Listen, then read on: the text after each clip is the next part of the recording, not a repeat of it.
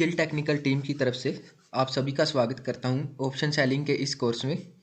देखिए दोस्तों, वैसे तो ये कोर्स है जो ये पूरा ऑप्शन सेलिंग को डेडिकेटेड है, लेकिन फिर भी हम इस ऑप्शन सेलिंग के साथ साथ ऑप्शन बाइंग को भी इसमें पढ़ेंगे, क्योंकि जो भी ऑप्शन के जो बेसिक होते हैं वो ऑप्शन सेलिंग और ऑप्शन बाइंग दोनों के लिए एक जैसे ही होते हैं। देखिए दोस्तों, आप में से काफ़ी लोग ऐसे होंगे जो ऑलरेडी मार्केट में बने होंगे, या फिर काफ़ी लोग ऐसे होंगे जो कि न्यू है मार्केट में और मार्केट में अभी जो अपनी जर्नी को स्टार्ट करना चाहते हैं, या फिर काफ़ी लोग ऐसे होंगे जो कि पहले से ऑप्शन बाइंग कर रहे हैं और ऑप्शन सेलिंग पर शिफ्ट होना चाहते हैं। तो ये जो हमारा ऑप्शन सेलिंग का कोर्स है, ये आप सभी की मदद करेगा ऑप्शन सेलिंग को सीखने में। इस कोर्स में हम एकदम जीरो लेवल से स्टार्ट कर कर प्रो लेवल तक जाएंगे। ठीक है, स्टेप बाय स्टेप सारा काम करेंगे और मैं पूरी कोशिश करूंगा कि आपको जो भी चीज़ें हैं इस कोर्स में सब कुछ आसानी से समझ आ जाए। देखिए दोस्तों, जो स्टॉक मार्केट है ये एक बहुत बड़ा समुद्र है और जो ट्रेडर हैं वो सारे इसमें तैरने वाले तैराक हैं। और ज़रूरी नहीं है कि हर एक जो तैराक है, स्विमर, वो किनारे पर पहुंच जाए।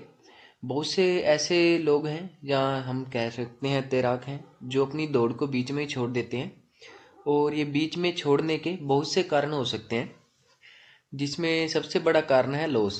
ठीक है, तो चलिए हम सबसे पहले लॉस पर बात करते हैं। देखिए दोस्तों, मार्केट में प्रॉफिट और लॉस ये दोनों है जो ये गेम का हिस्सा है। ठीक है, अगर एक पर्सन को प्रॉफिट होता है तो जो उसके सामने वाला पर्सन होगा उसको लॉस होगा। ठीक है, क्योंकि मार्केट में पैसा है वो कोई भी कंपनी हमें अपनी जेब से नहीं देती। ठीक है, हमें अपने नॉलेज के जोर पर, अपने दम पर किसी दूसरे की जेब से निकालना पड़ता है, और ऐसे ही जो सामने वाला पर्सन है वो काम कर रहा है। और ये जो पैसा निकालने की कला है किसी की जेब से, इसी को ही मार्केट में स्ट्रेटजी कहते हैं। ठीक है, इसका मतलब जिसकी स्ट्रेटजी जितनी ज़्यादा मजबूत होगी वो उतना ज़्यादा प्रॉफिट कमाएगा। और देखिए दोस्तों, शेयर मार्केट में कोई भी बंदा अपना लॉस बनाने के लिए नहीं आता है। हर एक बंदा जो है वो अपना प्रॉफिट बनाने के लिए आता है। तो हर कोई जो है अपनी अपनी स्ट्रेटजी में क्या है, एक्सपर्ट होता है। ठीक है, चाहे वो कोई बिग इंस्टीट्यूशन है या फिर कोई छोटा सेलर है।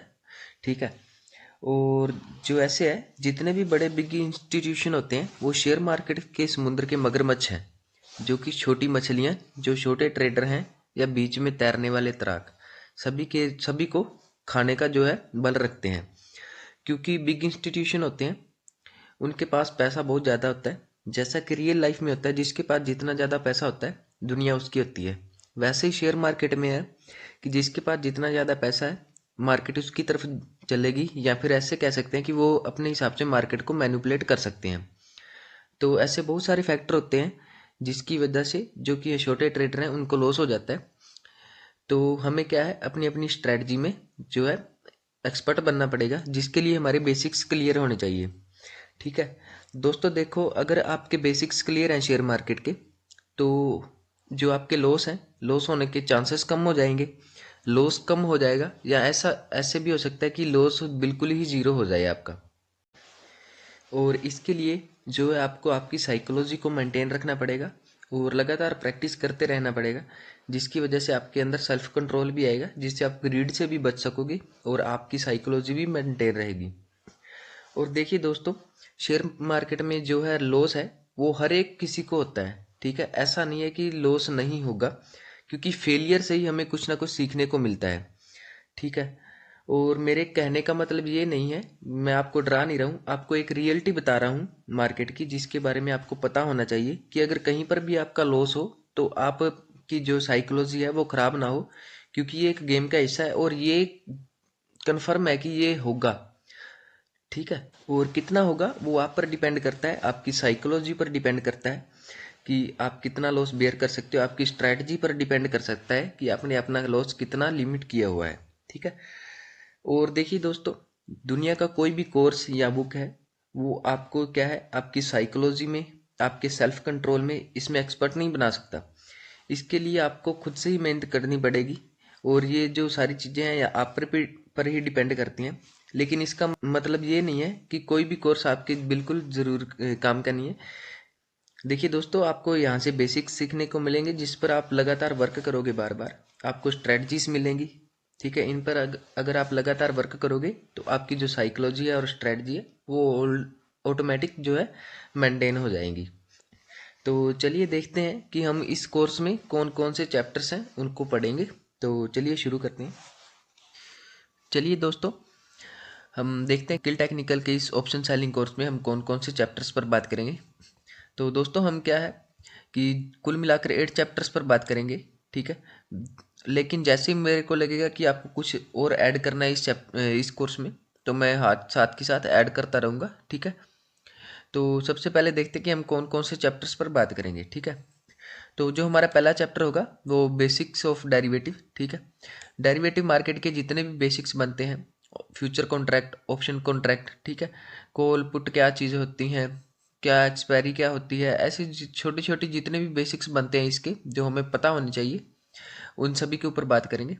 और जो है चैप्टर नंबर 2 में हम देखेंगे ऑप्शन चैन के बारे में, कंप्लीट ऑप्शन चैन का एनालिसिस करेंगे, ठीक है।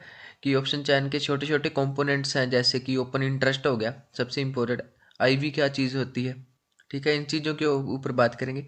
और आईवी कैसे मार्केट को इफेक्ट करती है, ये सभी जो छोटी छोटी बातें बनती हैं मार्केट में जो हमें जानना ज़रूरी है, इन सभी चीज़ों के ऊपर बात करेंगे। और इसी चैप्टर में हम देखेंगे कि जो हमारा ऑप्शन प्रीमियम है वो कैसे बनता है, कि ऑप्शन प्रीमियम क्या होता है, ऑप्शन प्रीमियम कैसे बनता है, ठीक है।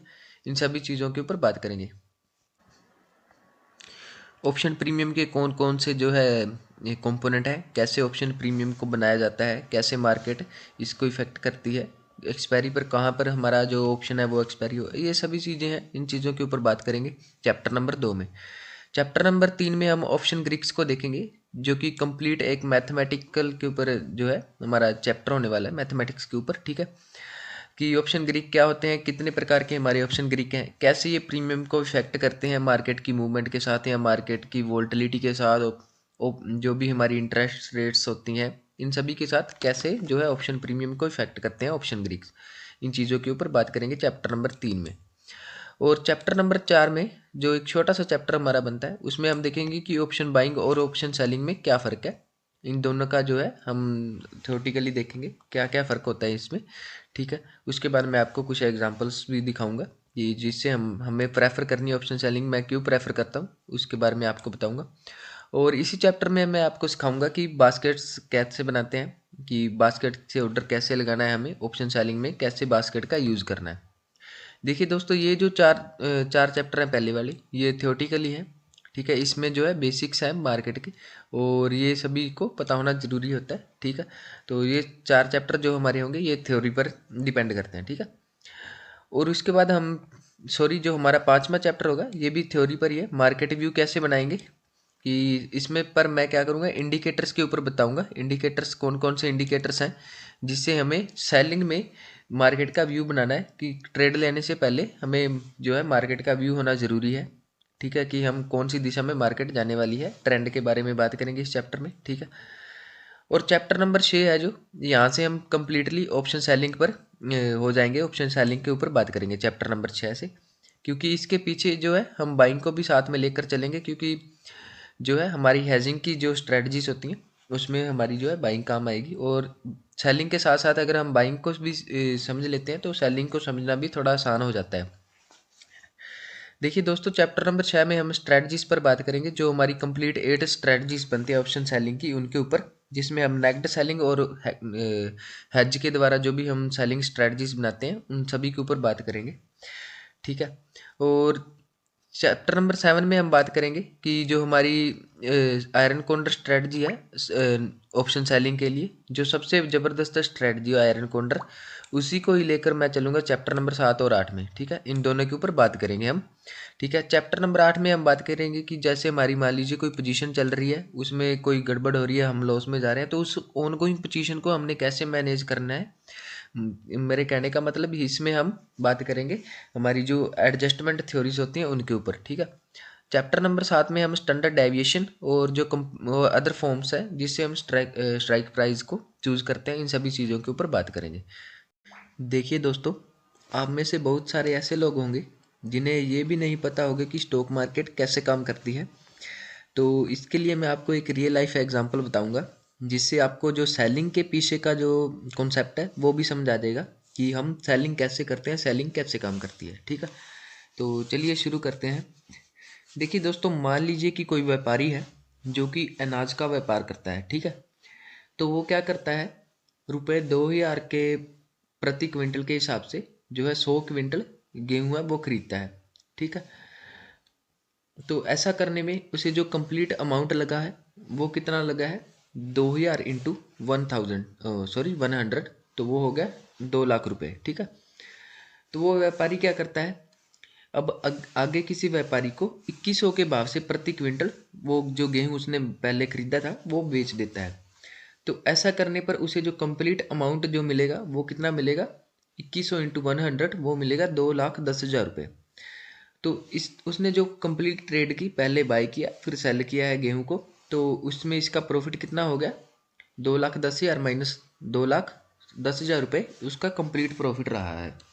या मैं ऐसे भी कह सकता हूँ, अगर उसका मैं सीधा प्रॉफिट निकालना चाहता हूँ तो मैं क्या कहूँगा कि 100 क्विंटल उसने जो गेहूँ खरीदा था और प्रति क्विंटल के हिसाब से उसे 100 रुपये का प्रॉफिट हुआ, तो मैं 100 इंटू 100 करूँगा तो 10,000 उसका प्रॉफिट आ जाएगा।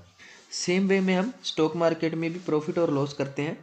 हम कुछ क्वांटिटी में शेयर को बाय करते हैं और महंगे होने पर उन शेयर को बेच देते हैं, तो हमारा प्रॉफिट होता है। जितने पॉइंट का उसमें गैप आता है, जितने प्राइस का, वो हमारा प्रॉफिट हो जाता है क्वांटिटी से मल्टीप्लिकेशन करने पर। और अगर उसका प्राइस सस्ता हो जाता है तो जो हमारा है लॉस होगा उसी क्वांटिटी के और प्राइस के मल्टीप्लिकेशन के हिसाब से। लेकिन दोस्तों, रियल लाइफ में जो प्रॉफिट लेने के लिए हमें पहले सामान को खरीदना पड़ता है और फिर हम उसे बेचते हैं। लेकिन स्टॉक मार्केट में क्या है, चाहे हमारे पास कोई सामान है या नहीं है, हम पहले उसको बेचकर भी प्रॉफिट कमा सकते हैं। ऐसा कैसे होता है, तो चलिए देखते हैं। इसके लिए हमें पहले जो बाइंग साइड से वो समझना पड़ेगा, वो आसान है, सिर्फ सिंपल रियल लाइफ की तरह ही होता है उसमें। देखिए दोस्तों, मान लीजिए कि मैंने रिलायंस इंडस्ट्री है उसके जो है 50 शेयर्स 2500 के रुपए के हिसाब से खरीद लिए और शेयर का जो प्राइस है वो बढ़कर 2600 रुपये हो गया है। ठीक है, तो मैंने जो शेयर है वो बेच दिए। ठीक है, अब क्या है, 50 शेयर थे मेरे पास और 100 जो है पॉइंट का उसमें जो है डिफरेंस आ गया, 2600 में से मैं से 2500 घटाऊंगा तो 100 पॉइंट का जो है प्राइस में डिफरेंस आ गया।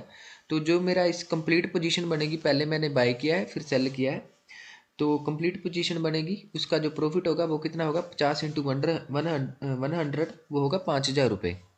ठीक है, ऐसे अगर शेयर का प्राइस है वो घटकर मान लीजिए 2400 हो जाता, तो मुझे 50 इंटू 100 जो है 5,000 रुपये का लॉस हो जाता। इसका मतलब ये है कि जब हम बाय करते हैं तो हम सस्ते शेयर को खरीदते हैं और महंगा होने पर बेच देते हैं। लेकिन सेलिंग में हम इससे उल्टा काम करते हैं। देखिए कैसे, हम पहले महंगे जो शेयर हो चुके हैं उनको पहले बेच देते हैं और सस्ता होने पर उनको खरीद लेते हैं। देखिए ये कैसे काम करती है। मान लीजिए सेम वही रिलायंस इंडस्ट्री के जो शेयर थे वो मैंने 2500 रुपये के भाव से बेच दिए, 100 शेयर इस बार मैंने बेचे हैं। और मान लीजिए कि अब रिलायंस इंडस्ट्री के जो शेयर का प्राइस है वो 2400 रुपये हो गया है, तो जो मेरी पोजीशन है उसका प्रॉफिट होगा वो कैसे होगा कि जो हमारा गैप पड़ा है 2500 से लेकर 2400, मैंने उसको सेल किया हुआ है शेयरों को, बाय नहीं, तो इसलिए जब शेयर सस्ते होंगे तो मेरा प्रॉफिट होगा। सेम वे में जितने पॉइंट का हमारा गैप आएगा प्राइस में, उसकी हम मल्टीप्लिकेशन करेंगे हमारी जितनी क्वांटिटी है, हम 100 इंटू 100 करेंगे तो 10,000 का जो मेरा है प्रॉफिट होगा। अगर लॉस की बात करें तो लॉस हमारा इस तरीके से होगा कि मान लीजिए रिलायंस इंडस्ट्री के जो शेयर है उनका प्राइस है वो बढ़ गया है। ठीक है, तो वो 2500 से बढ़कर 2600 हो गया, तो 100 पॉइंट का जो है अप मूवमेंट आ गई है उसमें। तो जब हम सेलिंग की पोजीशन बनाते हैं तो प्राइस बढ़ने पर हमारा लॉस होता है। तो इस पोजीशन में मेरा कितना लॉस होगा, सेम वही वैसे ही मल्टीप्लिकेशन करेंगे। 100 पॉइंट का जो है मूवमेंट आया है तो मेरे पास 100 क्वांटिटी थी, तो मैं 100 इंटू 100 करूँगा तो 10,000 का मेरे को लॉस होगा अगर रिलायंस का प्राइस बढ़कर 100 हो जाता है, 2600 हो जाता है। इसका मतलब ये है कि जब कभी भी हम सेलिंग साइड बनाते हैं, पहले किसी भी शेयर को सेल करते हैं, तो हम प्रिडिक्ट करते हैं कि हमारा जो भी हमने शेयर सेल किया है वो नीचे जाए, डाउन मूव जाए उसमें, और अगर उसमें अप मूवमेंट आता है तो हमारा लॉस होगा। और बाइंग साइड में ऐसा होता है कि हम प्रिडिक्ट करते हैं कि उसमें अप मूवमेंट जाए जो भी हमने बाय किया है, ठीक है, पहले, और वो जब डाउन जाता है तो हमारा लॉस होता है।